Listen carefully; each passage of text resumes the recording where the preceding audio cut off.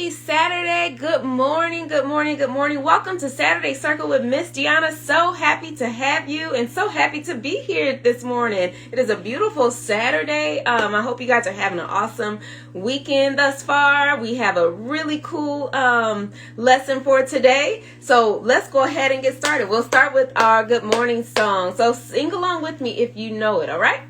Good morning, good morning, good morning. How are you? I'm fine, and I hope that you are too. Buenos dias, ¿cómo estás? ¿Cómo estás? Muy bien, gracias, ¿Y usted? Good job. Have you ever counted in Spanish? Let me see if you know your numbers in Spanish. Let's go. 1, 2, 3, 4, 5, 6, 7, 8, 9, 10. Have you ever heard that before? That's numbers 1 through 10 in Spanish. I like to do that sometimes during my circle, actually all the time during my circle time with my classroom, because it's just a different way to learn numbers. It's another language. All right. How many of you speak a different language? Welcome, welcome. And I welcome all the replay viewers as well. I am thankful that you guys are enjoying these videos.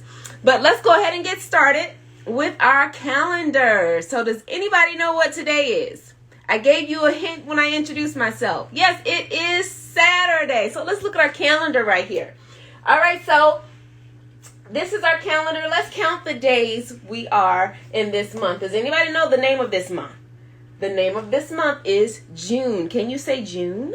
All right, June. June has one syllable. That means you have one clap out. It's one syllable. It says June. So let's count these days with me. 1, 2, 3, 4, 5, 6, 7, 8, 9, 10, 11, 12, 13, 14, 15, 16, 17, 18. 18 days in the month of June. That means June is almost over. But all right, so yesterday was Friday, which is my very favorite day of the week. It's the most favorite day of the week for me. And today is Saturday, and tomorrow will be Sunday, which will be Father's Day and celebrations for Juneteenth. So I hope you guys are going to enjoy your weekend this weekend. So this is a song I like to sing with calendar. If you know it, sing it along with me. Days of the week, days of the week, days of the week, days of the week, days of the week. There's Sunday and there's Monday. There's Tuesday and there's Wednesday. There's Thursday and there's Friday. And then there's Saturday. Days of the week. Days of the week. Days of the week. Days of the week. Days of the week. All right, I had to put my little pointer down. All right, so today is Saturday, June the 18th, and the year is 2022. Now, we are still in the season of spring, but very soon, actually next week on Wednesday is the first day of summer. So we've had some really good heat, right? I hope you guys have been staying warm, and I hope most of you are out of school at this point, but we've had some very high heat days. So I hope you guys have been staying, not warm, but staying cool in this heat and enjoying the sun with your family and your friends. All right, we're going to do something different today. We're going to go over numbers and number recognition. So I want you to look at these cards, and we're just going to say the numbers in order, all right? And if you like to do something with, as I say these numbers, why don't you, if you're sitting down, why don't you stand up? Make sure you're in a safe space, nothing is around you, and you're gonna jump while we count. Can we do that? I love jump counting. Jump counting helps us to exercise as well as practice our numbers. Now, I'm not gonna jump. I am going to go ahead and show you the cards. So when you hear the numbers, I want you to count with me, and I want you to jump, okay? Make sure it's safe, though. Make sure it's okay. So ask an adult if it's okay for you to jump, okay? All right, let's go. 0, 1, 2, 3, 4, 5, 6, 7, 8, 9, 10, 11, 12, 13, 14, 15, 16, 17, 18, 19, 20, 21, 22, 23, 24, 25. All right, that wasn't so bad. Normally I make my kids jump to 100. We won't do that today though, because we don't have enough time. But yes, we love to jump count. Jump counting is awesome. Now, before we move on to our story for today, which is a really good one, let's go over the 3 sight words that we chose last week. So our 3 sight words from last week are the, THE, of, OF, and AND. Have you been practicing those words or hearing those words or looking for those words in your books? Even if you can't read the words in the book yet, when you open up a book, look for these words. Look for the, look for of, and look for and. You're going to see these words very often in your storybooks, okay? So today, without any further ado, I have a story today, and it is a request from a young boy in Dallas, Texas. His name is Dallas McGrone, and he loves my videos, and I just want to shout him out. Hello, Dallas. How are you? I have the book that your mom said was your favorite, so I'm going to read it today for you and your sister. And I don't want to mess up her name. I know it's either Araya or Aria. Forgive me. I'm not sure which way to pronounce it, but I'm sure your sister will be watching as well. So this is for her too. But thank you, Dallas, for enjoying my videos. I'm glad that you like them. And here is Jack and the Beanstalk. This is an oldie but goodie, all right? This is a pretty old story. So this story is written by Carol Ottolenghi. I believe that's how you pronounce her name. So she is the person that writes the story. She's the author, and she's an award-winning author. And the pictures are illustrated by Guy Porfirio. All right, so that is who drew the pictures. And of course, to have a book, we have to have the title Jack and the Beanstalk. All right, so let's go ahead and get started. Once upon a time, when giants still stomped the land, a widow lived with her son, Jack. The widow was too sick to work, and one day they ran out of money. Son, Jack's mother said, I'm too weak to take the cow to town. You must go and sell her.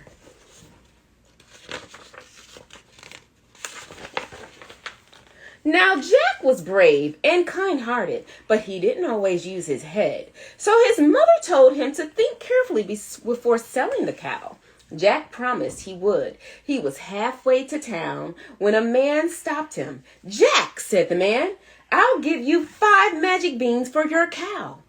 Jack thought, how could this stranger know my name? And how could he know that I'm selling the cow? He must have magic powers. Then the beans could be magic too. He traded the cow for the beans and went home very pleased with the deal.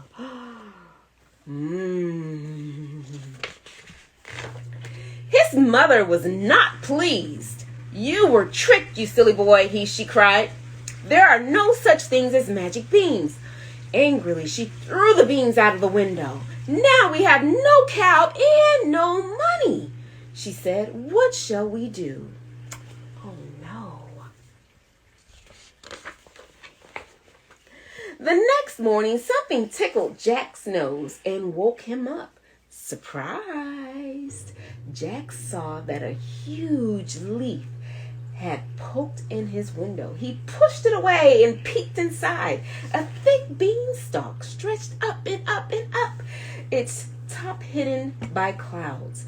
They were magic beans, he whispered.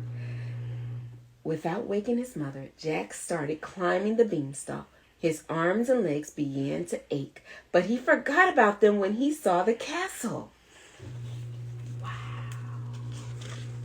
Beans were magic. Jack knocked on the castle door. A giant woman opened it. Who's there? She asked, peering around. I don't see well, so speak up. Jack wasn't sure that he wanted her to see him, but he was very hungry. "I'm down here," he said. "Do you have any work I can do for food?" The giantess picked up Jack by his collar and plopped him on the huge stone floor. "Start scrubbing," she ordered. "Thud, thud, thud." "Ah," said the woman. "It's my husband. Hide in the cupboard so he doesn't eat you up. Scrub the floor later." The giant came in, took one sniff, and said, "Fee, fi, fo, fum. I smell the blood of an Englishman. Be he alive or be he dead, I'll grind his bones to make my bread." "Don't be silly," his wife said. "You smell breakfast. Eat while it's hot." After breakfast, the giant opened his bags of gold. He began counting the pieces, but fell asleep after 135,091. Yikes. I hope Jack is safe. Just a little gold would feed Mother and me for a long time, Jack thought. He snatched a small bag and climbed quickly down the beanstalk. Jack's mother was delighted, but when she heard where Jack had gotten the gold, she hugged him tight. "Those giants robbed us of that gold and 2 other treasures," she said. "They killed your father. I grabbed you and escaped. Promise that you won't go back for more gold." Jack promised.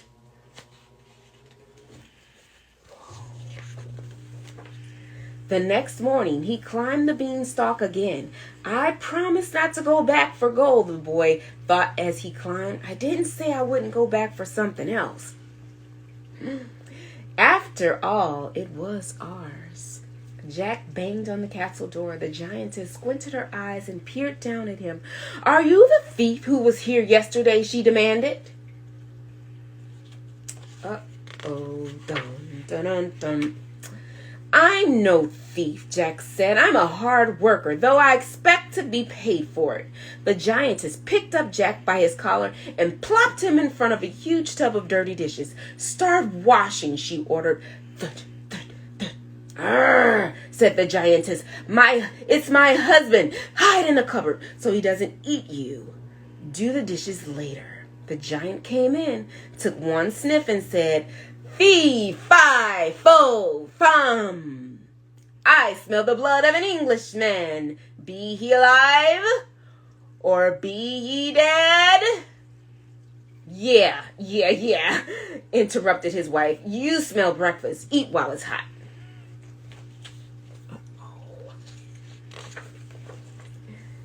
The giant grumbled, but he ate. Then he got a goose from a crate in the corner. He put the goose on the table and roared, "Lay!" The goose honked twice, then waddled back to its crate. On the table was a golden egg. The giant tossed it up and down like a ball. Then his eyes began to hurt from looking at the shiny gold, so he shut them.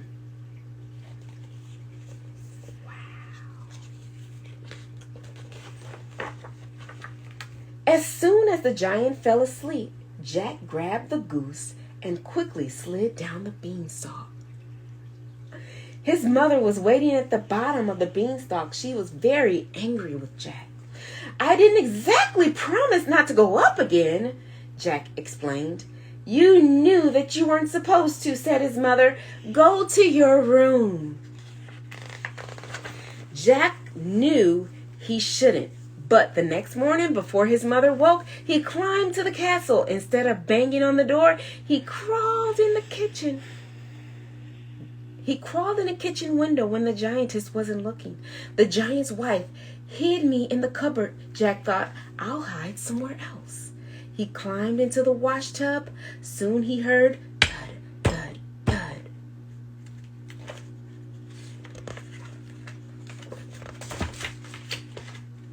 Oh boy, this is getting good, guys.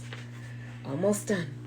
The giant came in, took one sniff, and said, "Fee, fi, fo, fum, I smell." "You certainly do," interrupted his wife. "That little thief probably sneaked in again. He always hides in the cupboard." But Jack wasn't there. The giant ate his breakfast. Then he got out a golden harp. Play, he roared. Play.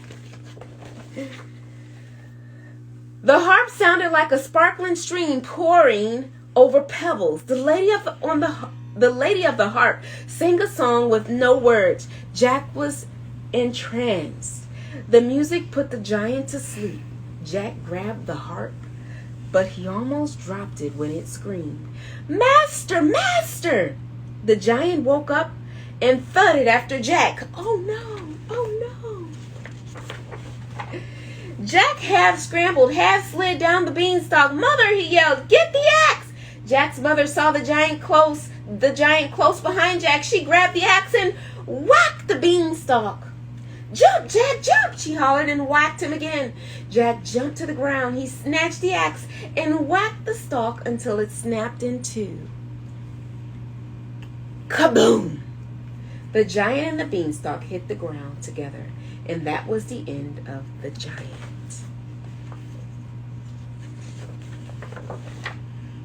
Jack, his mother, the goose, and the harp lived very happily together, except for the time Jack went to town to buy a pig. But that's another story. The end. The end. That was Jack and the Beanstalk.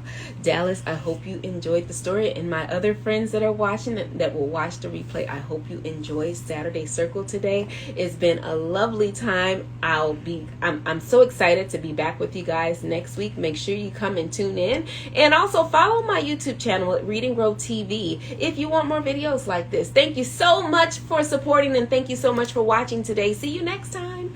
Bye, my friends.